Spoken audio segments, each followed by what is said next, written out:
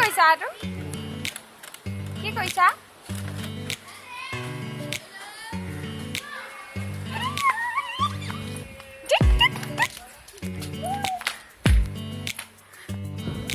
মাইবা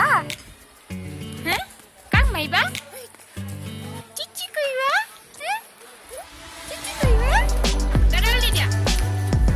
দাদাল দিয়া কথা